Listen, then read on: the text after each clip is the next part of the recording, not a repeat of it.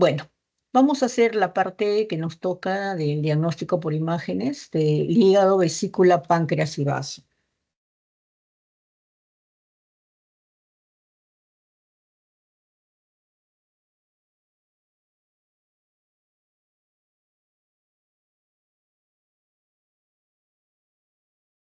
¿Visualizan bien? Sí, doctora, sí se ve.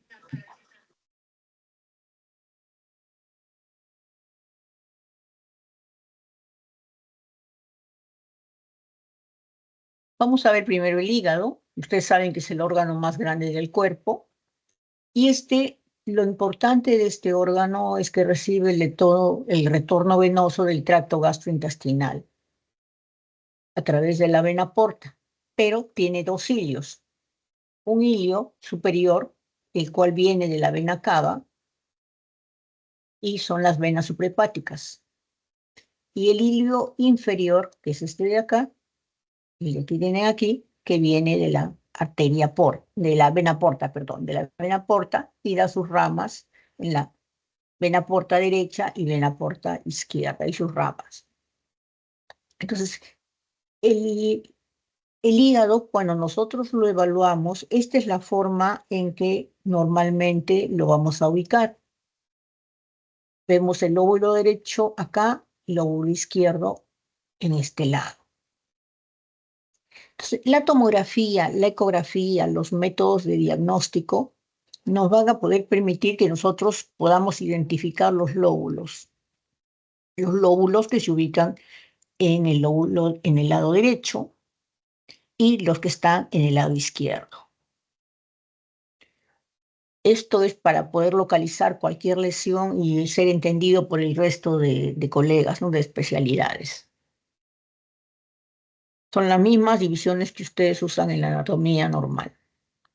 Entonces, ¿cuáles son los métodos que disponemos para evaluar el hígado? Tenemos la ecografía, que es el primer método, lo primero que debemos solicitar. Entonces, esta ecografía es el corte, este es un corte de un cadáver, este es el corte del hígado y esto mismo es lo que estamos visualizando acá.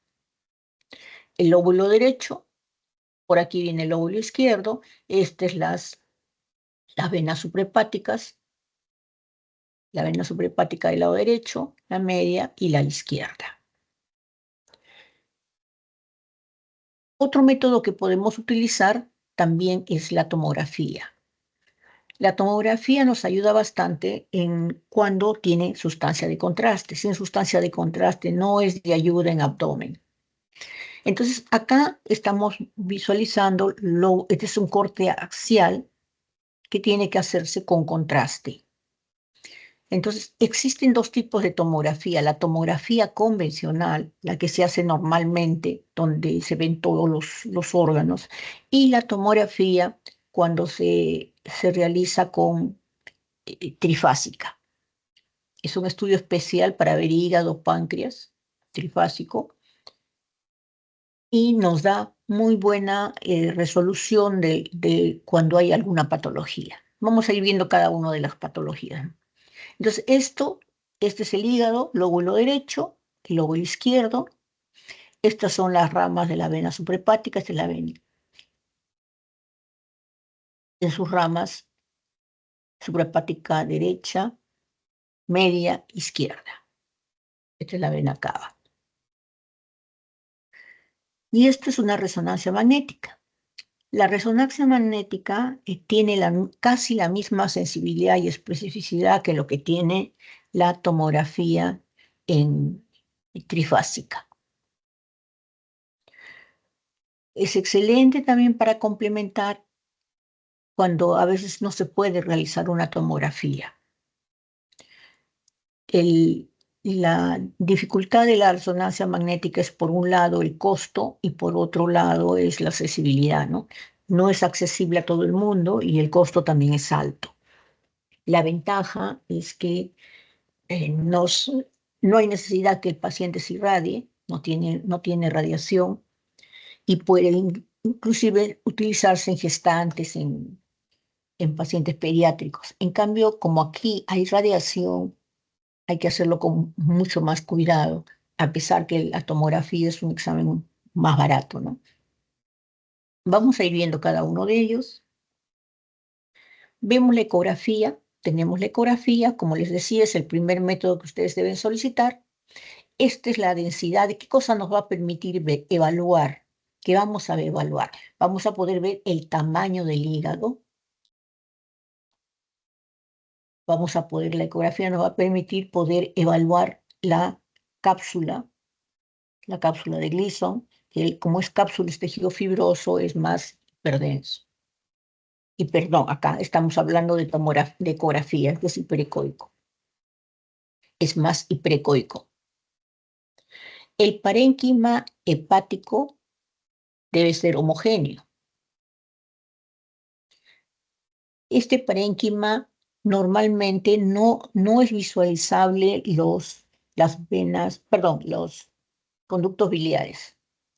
Los conductos biliares no se visualizan y lo único que se va a ver son como unas rayitas un poquito blancas hiperecoicas en el hígado, que esos son las vías biliares. Las venas suprahepáticas y la rama de la vena porta sí las vamos a poder visualizar, vamos a poderla ver y también vamos a poder ver la vena cava. Entonces, grábense cómo es la densidad de este hígado. Miren cómo es compacto, es de color gris, es de bordes regulares. Normalmente un hígado, cuando le hago la medición del lóbulo derecho en un corte, ya sea en ecografía o sea en tomografía, es más o menos 15 centímetros que tiene del lóbulo derecho. Cuando nosotros evaluamos el hígado, es muy importante ver el sistema venoso. Dentro del sistema venoso está la vena porta. La vena porta se ubica justo por debajo del colédoco. Entonces acá vamos a ver el colédoco y la vena porta es este canal que ven acá. Es una banda anecoica que tiene su pared acá, sus paredes. Más o menos tiene de longitud unos 12 centímetros, pero su diámetro no debe pasar de 14 milímetros. No debe pasar de 14, porque cuando pasa de 14 significa que el paciente está haciendo hipertensión portal. Acá en el hígado se divide en sus ramas derechas y en las ramas izquierdas. Siempre, como les digo, se ubica por debajo del colédoco.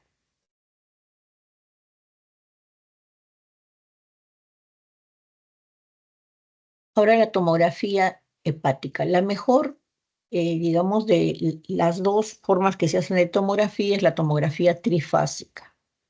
¿Qué significa la tomografía trifásica? Se le toma una tomografía al paciente sin contraste, es digamos, la primera fase. ¿Para qué? Para poder ver el parénquima hepático. Posteriormente, se le inyecta sustancia de contraste y se espera 30 segundos después. ¿Y qué cosa va a hacer el contraste? Las arterias van a empezar a dibujarse.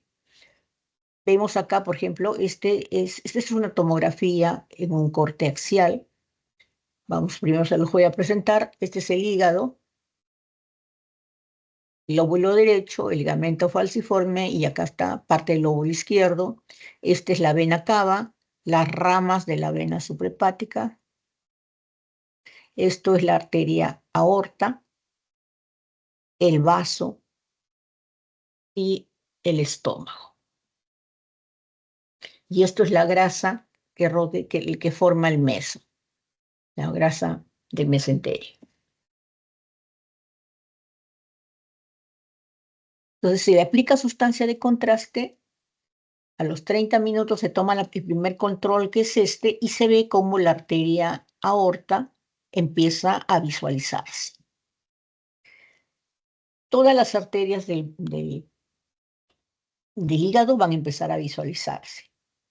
Después se toma entre los 60 segundos aproximadamente de que se ha aplicado el contraste, o sea, 30 segundos después, se toma nuevamente otra toma y esto ya está pasando la sangre a la parte venosa. Ya se visualiza la parte venosa. Acá están viendo, por ejemplo, que la vena cava ya se está viendo aquí. En la fase arterial solamente se ve la arteria aorta, en la fase venosa ya se ve la vena cava. Y posteriormente, a los 120 segundos, supuestamente esto ya debe haber pasado, tanto el sistema arterial como el sistema venoso, y empieza a diluirse, a lavarse. Entonces, hay patologías que se realzan en la fase arterial, hay patologías que se realzan en la fase venosa y en la fase de equilibrio, donde ya empieza a lavarse, hay patologías que se lavan lentamente el contraste y en otras se permanecen más tiempo. Entonces, dependiendo de eso, se puede dar un diagnóstico. Acá tenemos, miren, una tomografía sin contraste en la fase arterial. Miren acá la arteria aorta y miren los riñones. Siempre me preguntan cómo sé cuándo es con contraste o sin contraste. Sé porque acá la arteria aorta está gris.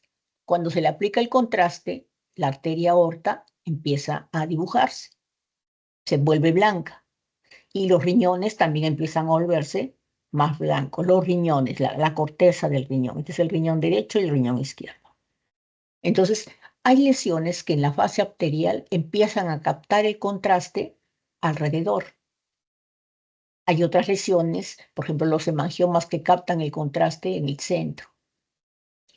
En la fase venosa, ya las venas son las que captan el contraste. Entonces, si una lesión tiene más, digamos, irrigación venosa, se va a representar más. Y en la fase tardía, fase de equilibrio, ya el contraste empieza a salir del hígado y ya solamente se quedan algunas partes dependiendo de qué patología sea. Entonces, esas son las fases del contraste de la tomografía trifásica.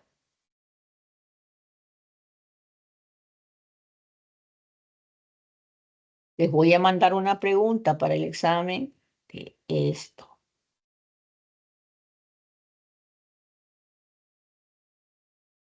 La resonancia magnética, como les dije, tiene casi la misma sensibilidad y especificidad que tiene la tomografía. Lo que es un método, como les dije, que de difícil acceso, un alto costo, y tiene muy buena definición para lo que son patologías tumorales, enfermedades de depósito y algunas veces las infecciones, ¿no? O sea, pero no tiene una ventaja muy grande sobre lo que es la resonancia magnética. Tenemos acá una tomografía en diferentes adquisiciones, acá en T1 y aquí en T2.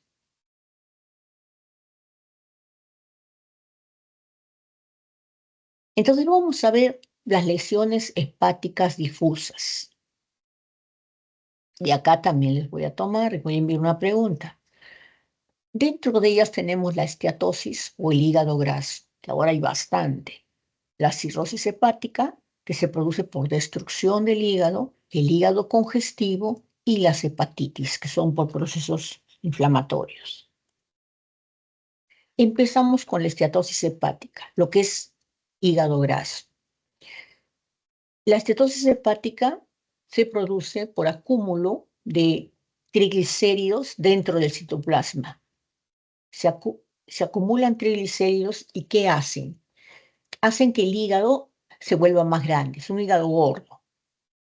Entonces, es un hígado que se vuelve más, tiene aumento de tamaño, o sea, una hepatomegalia.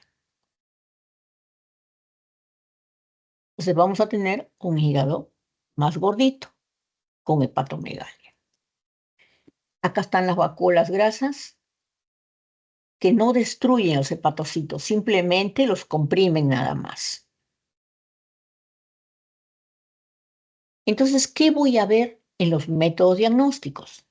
Tanto la ecografía, la tomografía, la resonancia magnética me van a dar los mismos signos radiológicos. Lo único que va a cambiar es el término en el cual yo voy a definir la lesión. Si estoy viéndolo en una tomografía, si estoy viendo en una ecografía o en una resonancia, cambio el lenguaje con el cual hablo. Entonces vamos a ver aquí en una ecografía. ¿Qué sucede en un hígado graso? En el hígado graso, el hígado aumenta de tamaño. Entonces, hay un aumento de tamaño. El hígado hay una hepatomegalia.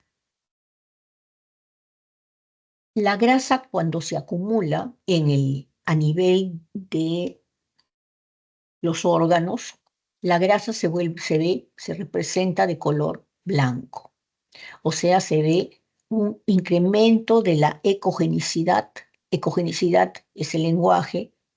Incremento es cuando el hígado se vuelve blanco. El hígado se va a volver hiperecoico por planchas, donde se va acumulando, así como a nosotros se nos acumula la grasa a las mujeres en la barriga, en la cintura, igualito. Se va acumulando en ciertas partes, en otras menos. Entonces, donde hay más acúmulo de grasa, se va a volver más blanco, más hiperecoico. Esto que es esta grasa hace que el hígado crezca, o sea, voy a tener hepatomegalia, y comprime las venas suprahepáticas. Entonces la vena suprahepática se adelgaza, se vuelve más delgada.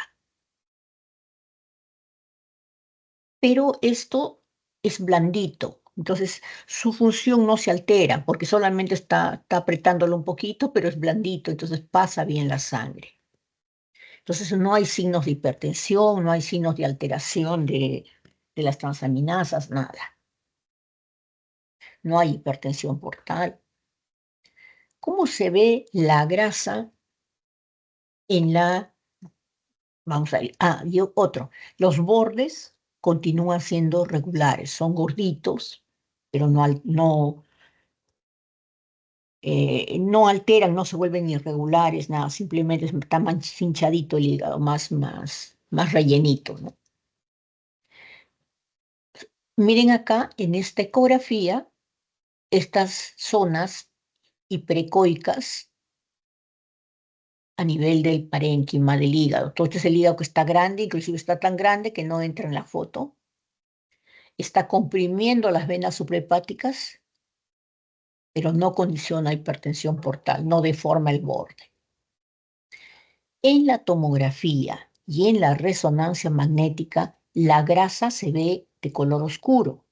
Entonces voy a ver más bien que el hígado se está empezando a poner de color oscuro. Al principio por zonas y después todo el hígado se empieza a poner de color oscuro. O sea, en la tomografía es hipodenso, en la resonancia magnética hipointenso. Las venas suprahepáticas se empiezan a comprimir, a disminuir un poquito el diámetro, el borde continúa estando regular, normal.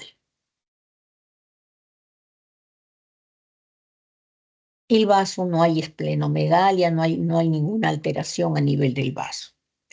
¿Qué sucede en una cirrosis hepática? En una cirrosis hepática, que es un paciente cirrótico, se produce ¿por qué? Por daño al hígado. Ese daño al hígado va a condicionar que haya fibrosis, hay destrucción de hepatocitos y fibrosis del tejido dañado. Entonces, ¿qué va a hacer? Que el hígado se vuelva más pequeño, más irregular. Acá tienen las causas más comunes, las hepatitis, el alcoholismo, trastornos de las vías biliares, a veces medicamentos o enfermedades hereditarias. Entonces, el hígado se hace pequeño y empieza a formarse ascitis y circulación colateral. Entonces, acá es igual. Los signos de tomografía, resonancia y ecografía van a ser los mismos, solamente vamos a cambiar el lenguaje. ¿Qué sucede en una cirrosis hepática? Hay destrucción de hepatocitos y hay fibrosis. Entonces, la fibrosis hace que el hígado se vuelva más duro, más pequeño. Siempre recuerden, todo lo que hay destrucción, todo lo que es un proceso crónico, es chiquito, arrugadito, duro, seco. Entonces, eso es lo que pasa en el hígado. Se hace un hígado más pequeño y de bordes irregulares por la fibrosis. El parénquima empieza a hacerse más heterogéneo. Al principio es más zonas más hiperecoicas por la inflamación que existe y después ya empieza a destruirse. Entonces voy a ver, al igual que lo veía en la esteatosis hepática, el hígado se vuelve blanco hiperecoico. En la tomografía voy a verlo hiperdenso, hiperintenso, porque es un hígado duro. Todo lo duro me da hiperdensidad, hiperintensidad. Cuando empieza a afectarse el hígado, la zona que inicia en la afectación es el lóbulo derecho. El lóbulo derecho es el que más empieza a disminuir el volumen, a fibrosarse. ¿Y qué hace el segmento 1? Se hipertrofia para tratar de compensar la función del lóbulo derecho. Entonces se ve más como trata de hacer una hipertrofia compensatoria para complementar la falta de irrigación del lóbulo derecho. Esto hace que crezca, por eso se hipertrofia el segmento 1. Les voy a mandar pregunta también de esto.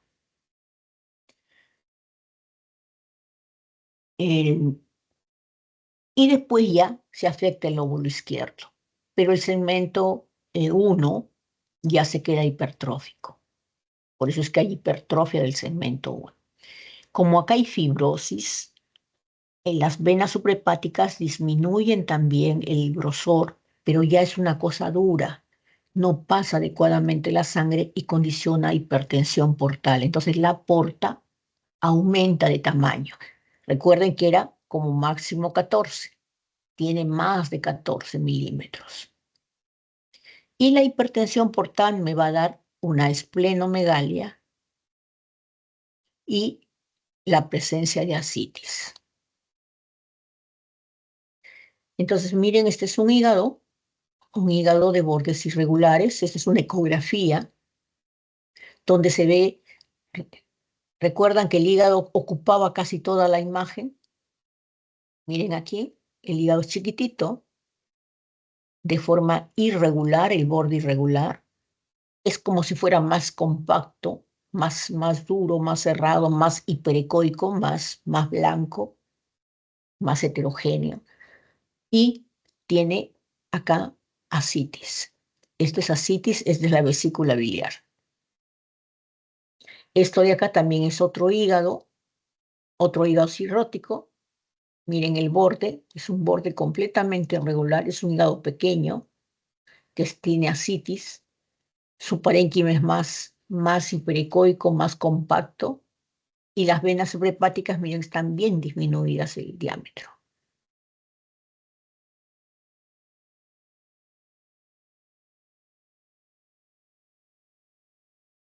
Acá tenemos una tomografía. ¿Recuerdan que el hígado venía desde esta zona hasta acá atrás?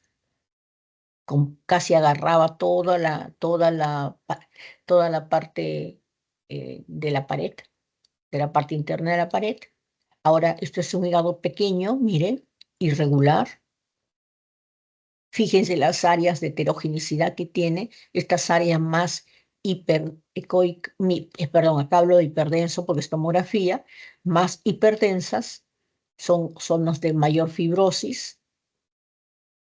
Hay zonas de menos fibrosis que son las hipointensas, las hiperintensas más fibróticas, y está condicionando que haya una hipertensión portal y haya una esplenomegalia. El vaso crece.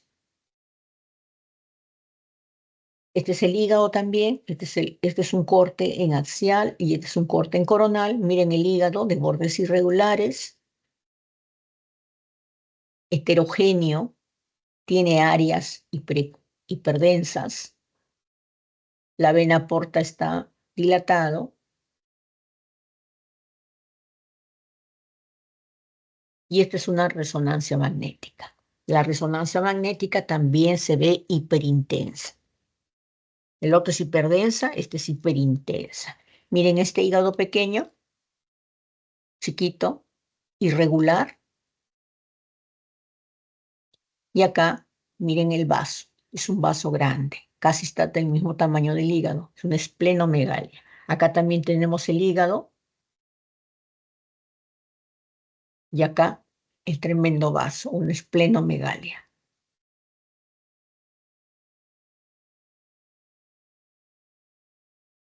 Otro viene a ser el hígado congestivo, otra lesión difusa. El hígado congestivo es un hígado que recibe digamos, un antecedente de que tiene un problema a nivel de cardíaco que afecta a la aurícula derecha. El hígado recibe mucha cantidad de sangre. Entonces, ¿qué cosa sucede? El hígado se empiezan a dilatar las venas suprahepáticas y esto hace que el hígado crezca. Es un hígado grande. En las venas suprahepáticas no solamente se dilatan, sino también se invierte el flujo Doppler.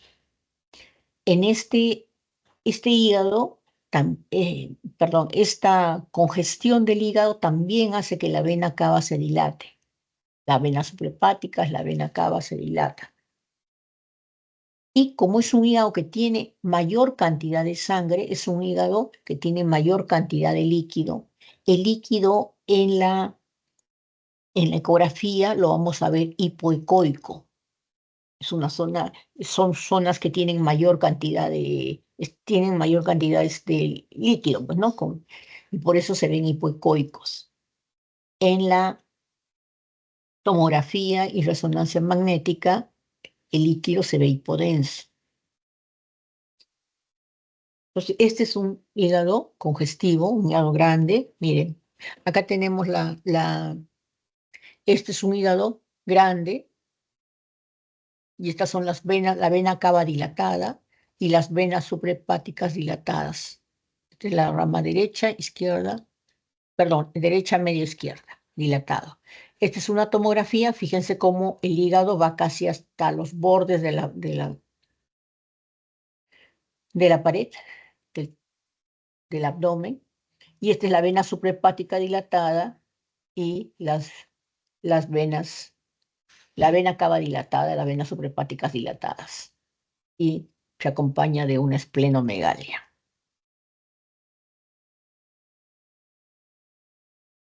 En la hepatitis aguda hay poco signo ecográfico, poco signo ecográfico, tomográfico y en resonancia.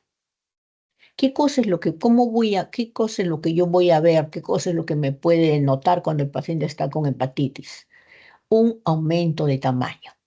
Voy a ver el lóbulo derecho, que es mayor de 15 centímetros. ¿Qué más voy a visualizar? El hígado se ve un poco brillante, nada más. Voy a ver como si fueran, tendría unas rayitas brillantitas, un poquito hiperrefringente, las ramas de las paredes de la vena porta se ven un poquito más hiperrefringentes. Eso es todo lo que voy a ver. Y como signo indirecto, cuando hay un proceso hepático de compromiso de función hepática, se engruesa la pared de la vesícula biliar. En problemas hepáticos hay engrosamiento de la pared de la vesícula. Son los únicos signos que vamos a encontrar en la hepatitis aguda.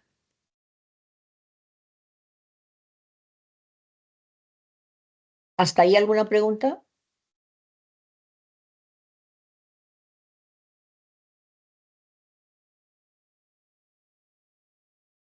Bueno, Vamos a ver las lesiones hepáticas focales, ¿no? Tenemos los más frecuentes, los quistes simples, siguen los hemangiomas, la poliquistosis y después las otras patologías que son menos frecuentes. Acá tenemos un quiste simple en una ecografía. Son eh, lesiones líquidas que tienen una pared muy fina alrededor. En este caso, como es ecografía, es anecoicas. Y todo lo que es anecoico, todo lo que es líquido, siempre me da una sombra blanca en la parte posterior. Entonces, lo que se llama refuerzo posterior. Este es el líquido, el anecoico, y me da un refuerzo posterior. En la tomografía voy a encontrar, esta es una masa líquida, una colección líquida con una pared. La pared, cuando se le aplica contraste, como es benigno, no refuerza, y esto tiene densidad agua, ¿no? Entonces la densidad agua es aproximadamente entre 1 a 10 unidades Hanfield, de 0 a 10 unidades Hanfield, es el líquido. La tomografía tiene la ventaja que puedo ver las unidades Hanfield. El segundo tumor en frecuencia es el hemangioma. Los hemangiomas son tumores que son frecuentes sobre todo en las mujeres y son tumores de bordes regulares que son hiperecoicos, miren. Son nodulitos de bordes regulares hiperecoicos, de bordes definidos. Podemos encontrar alguno, podemos encontrar múltiple, y esto es, su flujo es tan bajo que no se detecta el flujo con el Doppler. Le ponemos Doppler y a pesar que son vasos, no se detecta. Miren aquí, hemangioma en el hígado en una ecografía, una masa sólida de bordes regulares hiperecoica, acá también es la misma, y se le aplica el Doppler, el hígado, se ve la vascularización del hígado, pero no de la masa, a pesar que es una masa de vasos. Es el segundo tumor en frecuencia benigno. Después, acá en nuestro medio siguen los quistes hidatíricos. Los quistes hidatíricos producidos por el equinococos pueden ser únicos o múltiples. Estos tienen una membrana periférica y por dentro tienen membranas prolígeras, que son estas de acá. Podemos encontrar vesículas hijas dependiendo del estadio del quiste hidatídico. O sea, van a ver ustedes quistes multitabicados.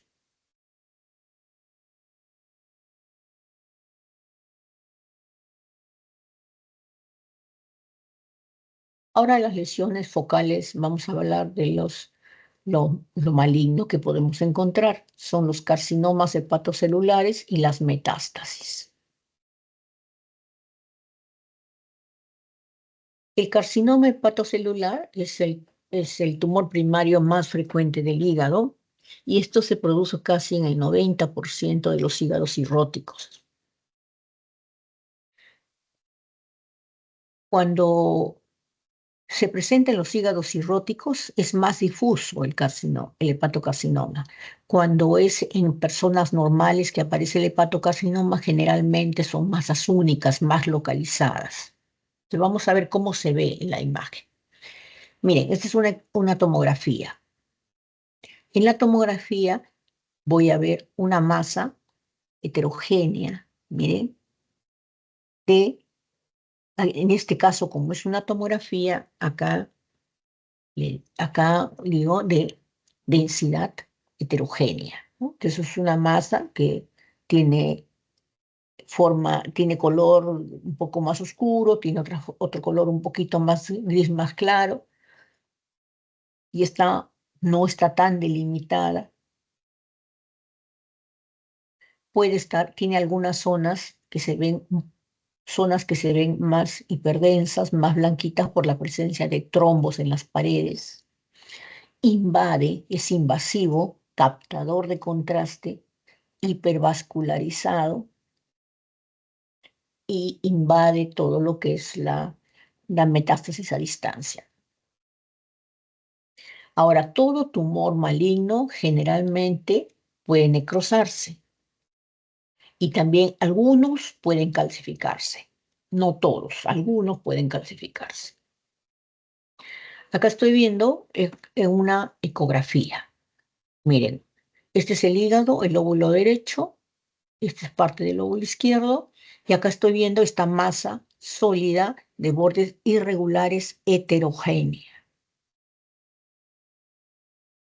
Está invadiendo los conductos intrahepáticos, es hipervascularizado si le aplico Doppler. Si le pongo sustancia de contraste, también va a cambiar de contraste, va a hacerse más blanco, los vasos se van a llenar más. Pase metástasis a distancia, produce ganglios regionales. Miren aquí, un carcinoma hepatocelular en un paciente con cirrosis. Fíjense cómo es más difuso.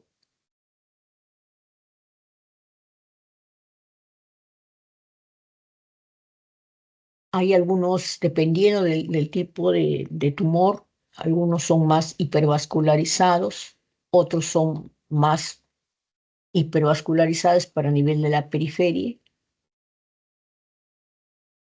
pero siempre tienen hipervascularización. El carcinoma, los cánceres en general, tienen la característica que cuando yo le aplico sustancia de contraste, van a captar el contraste en la fase arterial. Entonces captan el contraste, como están viendo aquí. En la fase venosa, el contraste aún permanece ahí y en la fase de equilibrio también permanece, pero ya menos, ¿no? O sea, es lento el lavado de la sustancia de contraste, porque tiene mucha vascularización. Todo lo que es cáncer tiene mucha neovascularización. Tiene una neoangiogénesis, entonces se enciende con el contraste y permanece el contraste ahí durante varios minutos.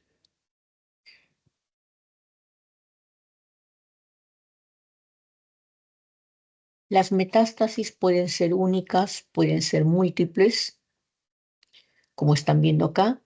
Tienen la misma característica del tumor primario.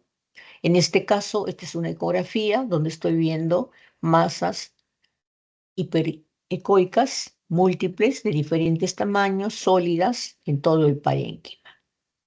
En esta tomografía estoy viendo múltiples nódulos en forma de ojo de buey, miren cómo tiene captación periférica del contraste, y la parte central es un poco menos densa.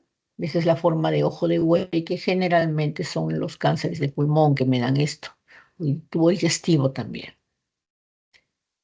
Estos son múltiples nódulos, como están viendo acá en la pieza anatómica, miren, múltiples nódulos metastásicos que simulan la forma del primario. ¿Alguna pregunta hasta ahí?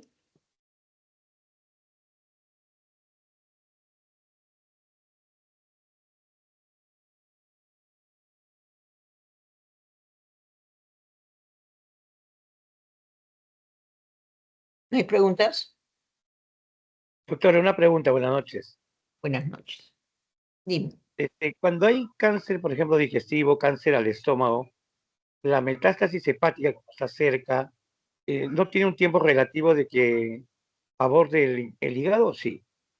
No, depende del tipo de tumor. Hay hay tipos de tumor que invaden rápidamente, otros son más lentos. Mucho depende del tipo de tumor. Ah, bueno. Pero a donde primero da metástasis es al hígado. Ya, gracias. ¿Alguna otra pregunta? Bueno, vamos a ver el páncreas. El páncreas, ¿con qué método los evaluamos? Con la ecografía, que nos da una imagen parcial del páncreas. La tomografía, que es el mejor método, la resonancia magnética, que también tiene muy buena imagen, y el PET-CT para todo lo que es cáncer. No se olviden, el PET-CT es un método especial para diagnóstico de cáncer que no podemos verlo con otro método diagnóstico, o ver el avance de la enfermedad, o ver cómo está funcionando el tratamiento. La ecografía no es buena porque tiene muy cerca a órganos que tienen aire del tubo digestivo. Entonces, el aire es enemigo de la ecografía.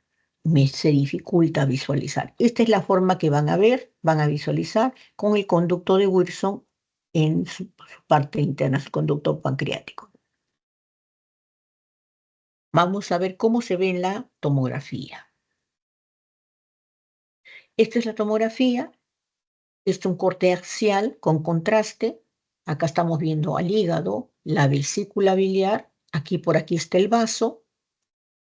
Estos son los riñones, el riñón derecho, el riñón izquierdo. No se olviden que en imágenes siempre es el lado derecho del paciente y este es el lado izquierdo, siempre.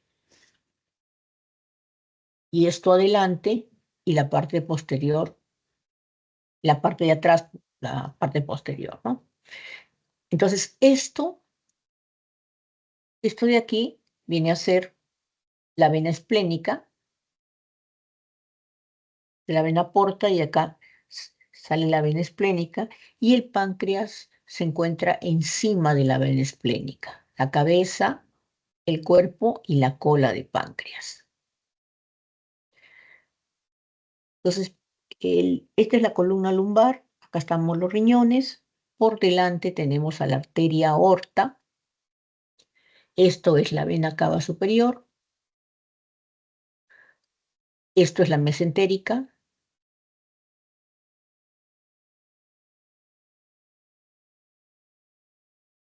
y cuando hay una tumoración a nivel del páncreas, miren la cantidad de vasos que tiene alrededor, por eso es difícil su remoción de las tumoraciones. Entonces, acá tenemos en la parte anterior, miren, está el estómago, por aquí está el duodeno, por acá el colon, y todo eso dificulta su visualización en ecografía, no en tomografía. En tomografía lo veo muy bien. Vamos a ver la patología, lo más frecuente, pancreatitis, la complicación de la pancreatitis, el pseudoquiste, los tumores benignos y malignos.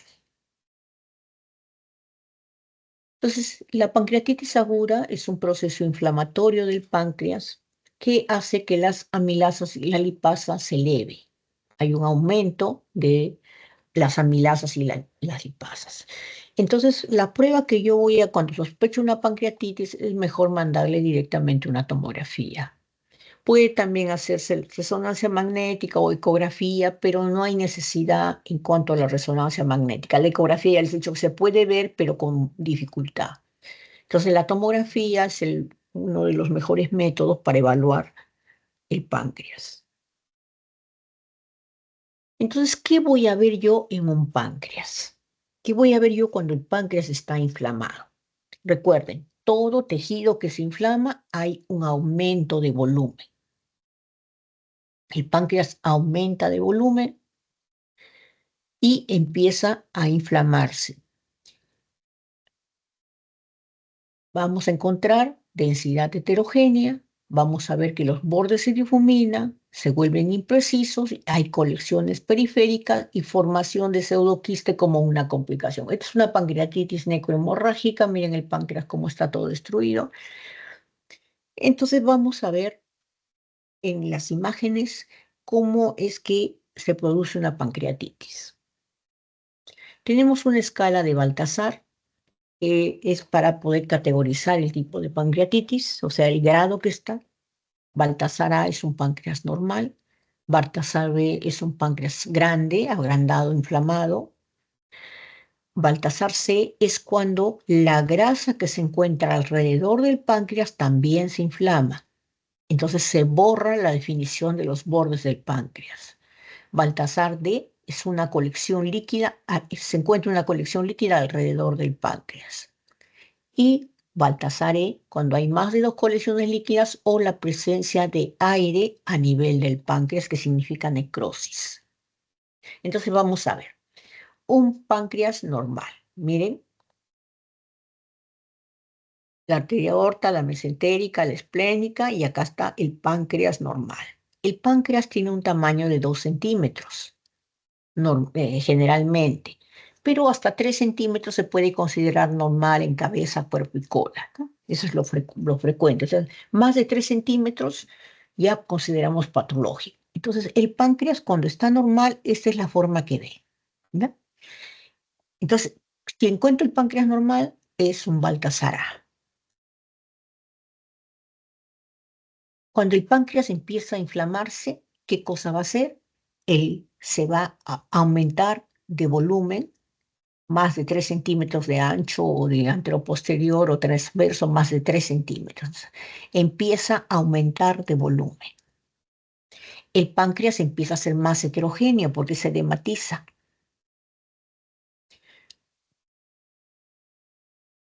Entonces ahí estamos ante una pancreatitis de tipo inflamatorio, una pancreatitis inflamatoria, edematosa.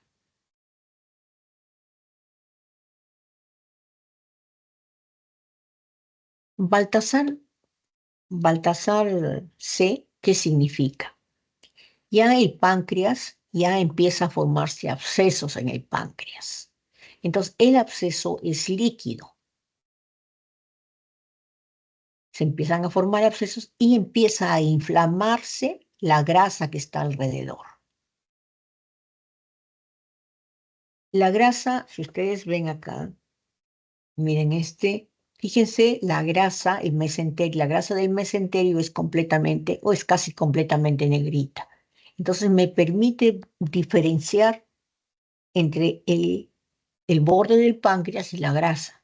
Pero cuando la grasa se inflama, con la continuidad con la pancreatitis, se empieza a borrar el borde se empieza a volver más hipericoico, más blanco, la grasa, hasta llega un momento en que ya no se diferencia bien el borde.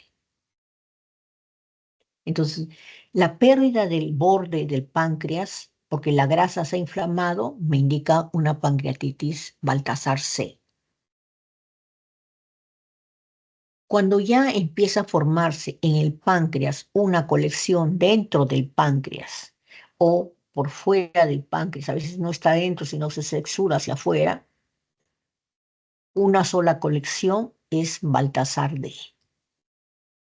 Una colección dentro del páncreas o por fuera del páncreas, como están viendo acá.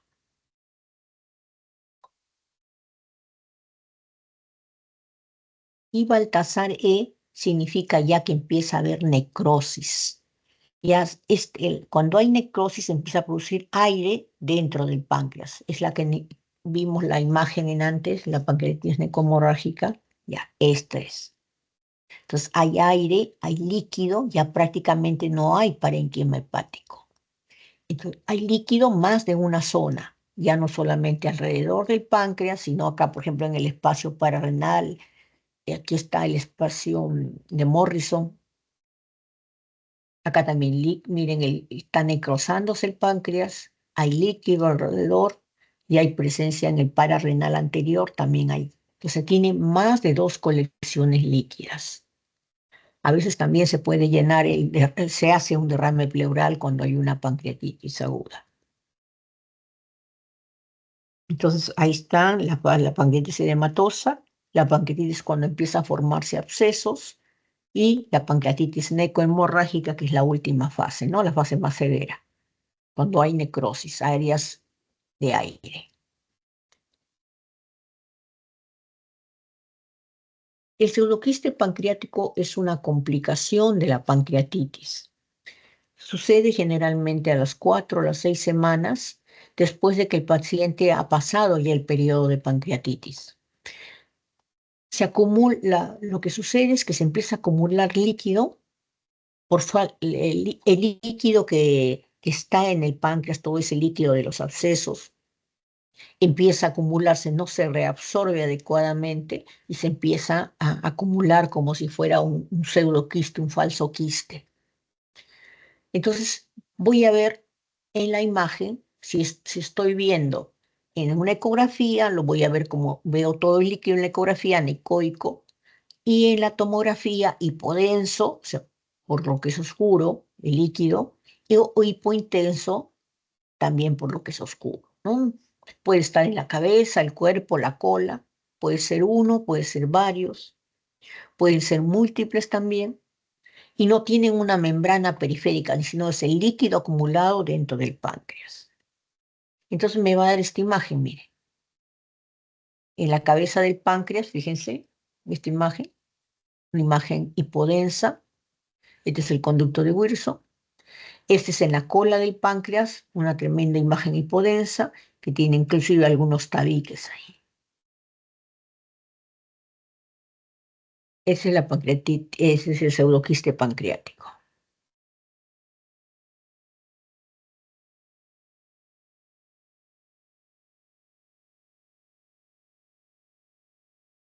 Bueno, acá tengo la clase con audio y parece que este se ha pasado el audio. Entonces vamos a ver qué vemos en una pancreatitis crónica. En la pancreatitis crónica vamos a ver todo lo que es crónico está disminuido de tamaño. Se vuelve heterogéneo, de bordes irregulares y se dilata el conducto de Wilson y empieza a haber calcificaciones. Entonces, es lo que vemos acá. Un páncreas, miren, pequeño. Recuerden, todo lo crónico se hace pequeño, más chiquitito, más duro, más irregular. Entonces, de bordes irregulares, heterogéneo, con calcificaciones. Estas son calcificaciones, estas imágenes hiperdensas, y esto es la dilatación del conducto de Wilson.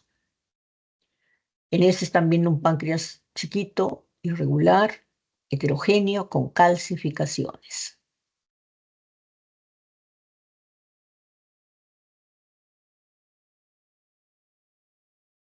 En cuanto a los tumores benignos, los tumores benignos pueden ser sólidos, pueden ser líquidos, pero tienen la misma característica.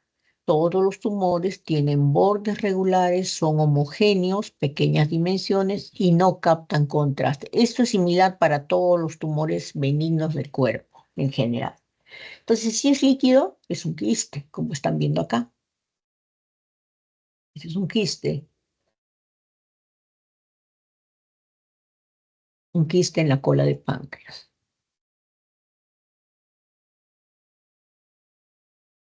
Los cánceres, generalmente, la mayoría de los cánceres tienen también las mismas características, son masas sólidas, que son heterogéneas.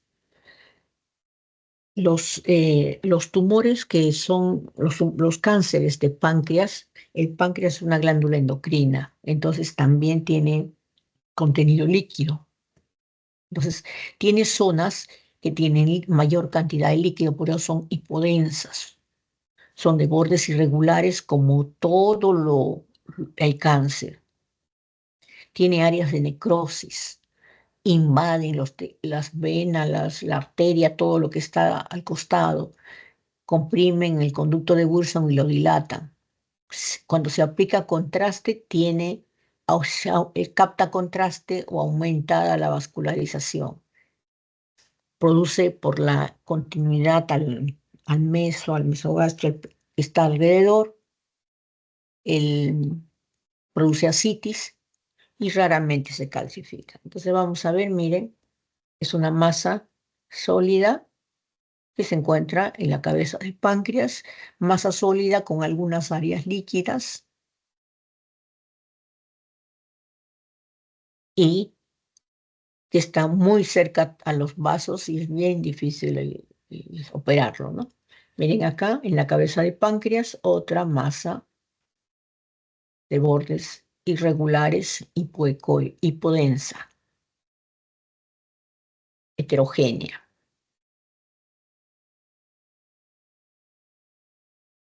Esta ya está produciendo metástasis en el hígado, miren. Estos de donde están los asterisquitos, las estrellitas, esos son metástasis, zonas de metástasis.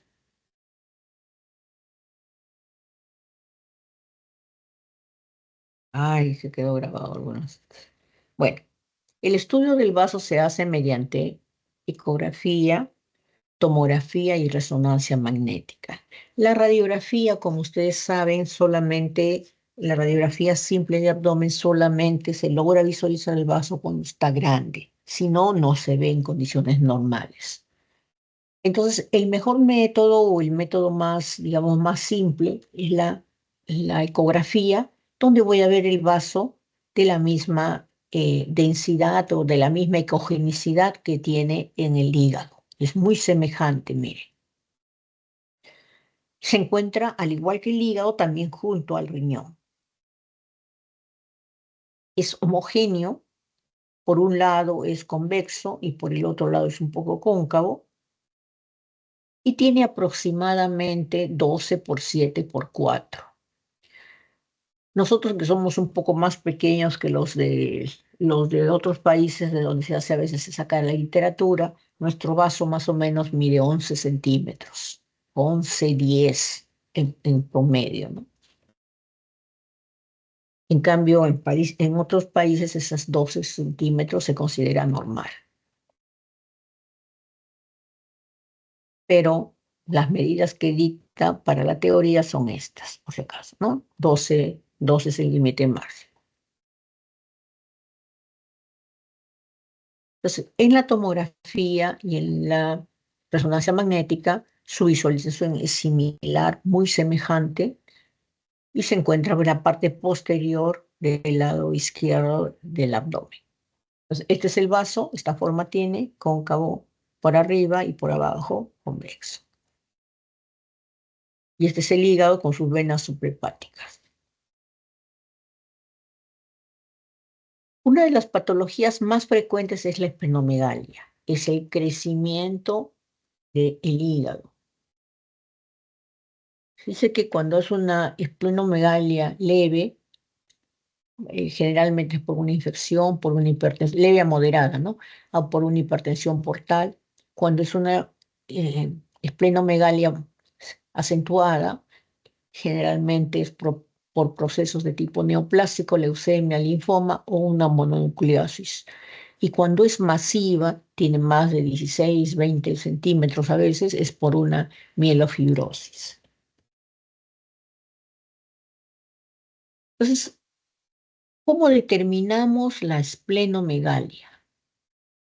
Consideramos que un vaso, recuerdan que por teoría era 12 centímetros. Claro, nosotros es más pequeño, pero tenemos que regirnos con los estándares internacionales, ¿no? Entonces, si hasta 12 es lo normal, si nosotros tenemos un vaso entre 13 a 15, vamos a considerar una esplenomegalia leve. Entre 15 a 18 moderada y más de 18 ya severa.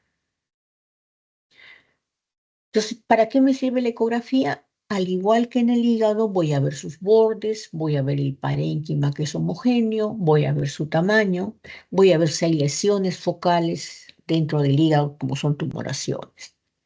Miren aquí, tremendos vasos. Este es el hígado. Miren cómo está acá, cerca del reborde costal, con ramas de la suprahepática. Y este es el vaso, miren. Tremendo vasazo que llega casi hasta el hipogastro. Y aquí el hígado y el vaso.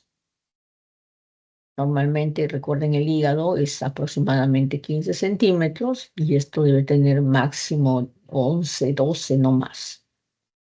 Ambos están crecidos, pero el vaso está mucho más crecido.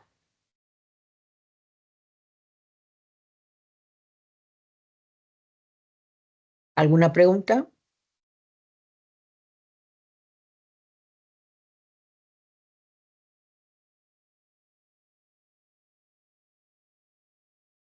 Bueno, vamos a ver la vesícula biliar, ¿ya? La vesícula biliar es un receptáculo membranoso, músculo membranoso, que tiene la bilis. Entonces, ya saben que tiene un fondo, un cuerpo, un cuello, ¿no? Se une al conducto cístico y del conducto cístico se une al colédoco. Esta vesícula biliar tiene aproximadamente 7 centímetros de longitud. Hasta 10 se puede considerar normal. El ancho generalmente es 3.5, 7 por 3.5. Cuando pasa de 4 centímetros de ancho, ya nosotros estamos considerando que la vesícula está inflamada. La pared, al igual que todas las paredes de los órganos, generalmente tienen 3 milímetros de grosor. Entonces, un signo de colecistitis, es el engrosamiento de la pared. ¿Qué métodos vamos a utilizar para evaluar la vesícula? La radiografía no nos sirve gran cosa. La ecografía es el mejor método diagnóstico porque podemos movilizar al paciente y ver el desplazamiento de las lesiones. La tomografía no es buen método y la resonancia magnética nos sirve cuando evaluamos la colangioresonancia. Pero el mejor método es la ecografía. Entonces, si yo pregunto en el examen, ¿cuál es el mejor método para evaluar la vesícula biliar? La ecografía. Acá estamos viendo una ecografía donde se ve una imagen alargada con pared delgadita de hasta 3 milímetros como máximo de contenido anecoico por la bilis, que es líquido. Acá estoy viendo en una tomografía. La tomografía estoy viendo lo mismo, una imagen alargada, hipodensa, recuerden, hipodensa es negrita, con una pared delgadita de 3 milímetros, que no debe pasar más de 7, ¿no? De 100 hasta 10 centímetros, hasta 10 se podría considerar normal en algunos pacientes. Si yo por ahí lo lograra ver en la radiografía, en algunas se puede, no sirve mucho, porque la mayoría de cálculos son cálculos de grasa, pero si por ahí veo, así los voy a ver los cálculos, ¿no? Grasa rodeado con calcio alrededor. Esta es una radiografía de abdomen simple en la zona del hipocondrio derecho y acá está la presencia de múltiples cálculos. O sea, no es un buen método. La ecografía sí es el mejor método. Acá estoy viendo el hígado y acá estoy viendo la vesícula biliar. En este caso está un poquito acodada, eso es normal, son formas diferentes de vesícula biliar y me permite ver los cálculos en un 90% de precisión. Voy a ver también las paredes, no se olviden. La tomografía no es buena porque hace cortes de 3 milímetros entre corte y corte o 5 milímetros y en eso se puede pasar un cálculo pequeño. Entonces, a veces no permite, cuando los cálculos son de colesterol, no se mezclan con la bilis y no se ven. Entonces, su sensibilidad es baja, al igual que la resonancia magnética, ¿no? Para vesícula. Esta es la resonancia magnética que no aporta ninguna información adicional. Entonces, una vesícula biliar en T2, perdón, donde el líquido se vuelve blanco y acá hay calculitos acá, pero no vale la pena hacer una resonancia por una vesícula biliar. Esta es una vesícula biliar con presencia de barro. ¿Cuál es la patología más frecuente? Tenemos la litiasis. Es lo más frecuente que van a ver. Miren acá una vesícula abierta con múltiples litiasis, que pueden ser una o pueden ser múltiples. Pueden estar solamente localizados en la vesícula, pueden estar localizados a nivel del conducto cístico o del colédoco o de las vías biliares intrahepáticas. Este cálculo se moviliza dentro de la vesícula biliar y produce en la ecografía una sombra posterior, una sombra negra. Entonces, acá estoy viéndolo en la ecografía. Miren, esta es la vesícula biliar y estoy viendo acá, este es donde se ve mejor. Acá hay dos cálculos, mira. Un cálculo, una imagen hiperecoica con porque es calcio y que tiene una sombra acústica posterior. ¿Por qué me da sombra? Porque esto es con sonido, ultrasonido. El ultrasonido choca en la dureza del calcio, del cálculo, y se regresa, entonces no puede pasar, no me da luz acá atrás y se produce una sombra. Todas las estructuras que son piedra, cálculo, no producen una sombra atrás. Entonces aquí miren un solo cálculo con una sombra acústica posterior y acá múltiples cálculos hiperrefringentes con una gran sombra acústica posterior. Estos cálculos a veces se pueden enclavar acá en el bacinete. Se enclavan en el bacinete, pasan al cístico y ahí en el bacinete empiezan a tener cólico el paciente, lo que es una colecistitis aguda, una vesícula biliar inflamada. ¿Qué veo en la colecistitis? Voy a ver un aumento de tamaño de la vesícula biliar, no se olviden. El 90% de las colecistitis agudas son de tipo biliar, son por obstrucciones biliar. Entonces, ¿qué voy a ver en la colecistitis aguda? Una vesícula biliar aumentada de tamaño. Si el tamaño máximo era de 10 de longitud por 4 de transverso, acá voy a ver mayor tamaño de 10 por 4. Entonces, todo lo que está inflamado está aumentado de tamaño. Entonces, voy a ver una vesícula biliar aumentada de tamaño. Más de 4 centímetros de anteroposterior. Tiene un cálculo. Uno o múltiples cálculos puede tener. ¿Qué más sucede? Al haber inflamación, la inflamación hace que la pared se engruese. Entonces la pared va a medir más de 3 milímetros. La pared se engruesa hacia afuera, engrosando, edematizando la grasa que está alrededor. Entonces eso simula como que fueran 2 o 3 paredes. Miren aquí. Es una pared gruesa, pero hacia afuera. Y también hay presencia de líquido. Entonces, lo que les he dicho está acá. Miren la pared gruesa, más de 3 milímetros. Se ve como si tuviera un doble contorno de la pared, uno dado por la pared gruesa y otro dado por la grasa que está alrededor inflamada. Puede formarse abscesos alrededor de la vesícula, lo que son las colecistitis abscedadas. Se inflama también el meso del interior y aquí ya la bilis, ya cuando está muy inflamada, la bilis ya se espesa, se vuelve como si fuera una especie de pus, barro, entre pus y barro mezclado. Entonces ya se hace más densa su contenido con ecos finos en el interior. En la tomografía miren cómo se ve la vesícula biliar aumentada de tamaño con pared gruesa. Ven como dos bandas, ¿no? Una de color blanco y otra negrita alrededor, que es por el edema. Una hiperdensa, la otra hipodensa. Entonces miren aquí, esta vesícula biliar también aumentada de tamaño con pared gruesa.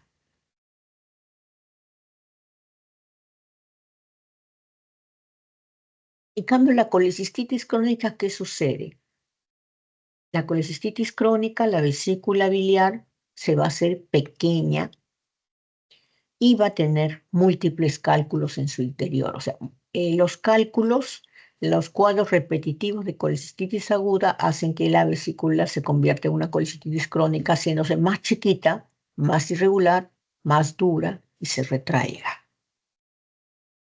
Entonces, miren aquí, la colecistitis crónica, una vesícula más pequeña, con un cálculo y pared gruesa, pero se engruesa hacia adentro, más hacia la parte interna. Ya no inflama el meso, ya no inflama la grasa del mesogastrio, ya no. Inflama la pared, pero hacia la parte de adentro, engruesa la pared hacia adentro. Miren, una vesícula en una ecografía, vesícula biliar pequeña, con pared gruesa, por lo menos debe estar en 5 o 6 milímetros, con un cálculo, y el borde de la pared, el borde de la vesícula medio irregular. Y en la tomografía, miren cómo se ve chiquito la vesícula de pared gruesa, irregular, con un cálculo en su interior.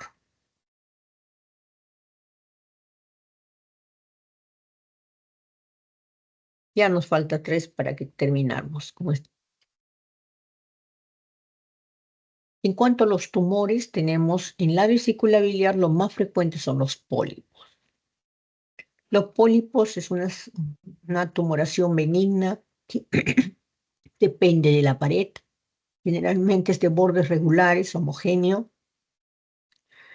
están adheridos a la pared. Entonces, cuando se le hace mover al paciente para que cambie de posición, el pólipo no se mueve de su sitio. En cambio, si esto fuera un cálculo con poco calcio, se sale de su sitio y empieza a flotar.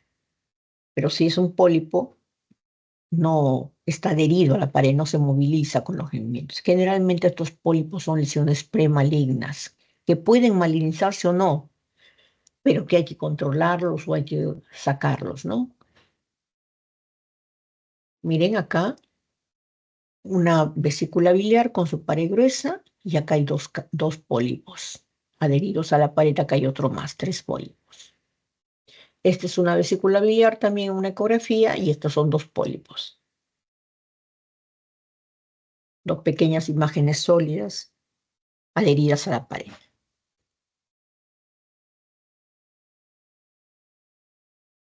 Y tenemos el cáncer de vesícula. ¿Qué sucede en un cáncer de vesícula? Este pólipo empiezan a crecer y a comprometer la pared se engruesa de una manera irregular y va disminuyendo la luz.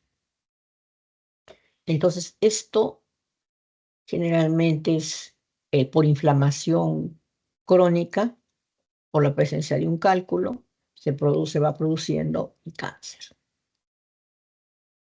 Produce adenopatías, produce metástasis. ¿Y cómo lo voy a ver? Miren, esta es la vesícula biliar, que veo la pared gruesa y toda esta zona se ve que es la presencia de una masa, un contenido denso en la bilis. Esto de acá, esta es la vesícula biliar y todo esto es una tumoración que está flotando, adherido de la pared de acá, flotando, una tumoración sólida, heterogénea, flotando dentro de la vesícula.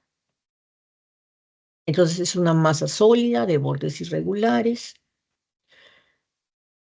hipoecoica, si es que lo voy a ver en la ecografía, que es el mejor método para evaluarla.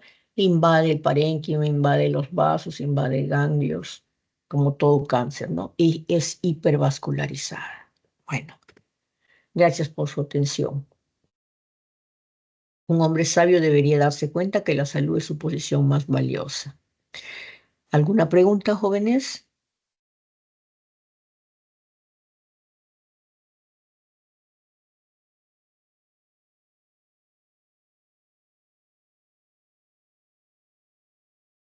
¿No hay preguntas?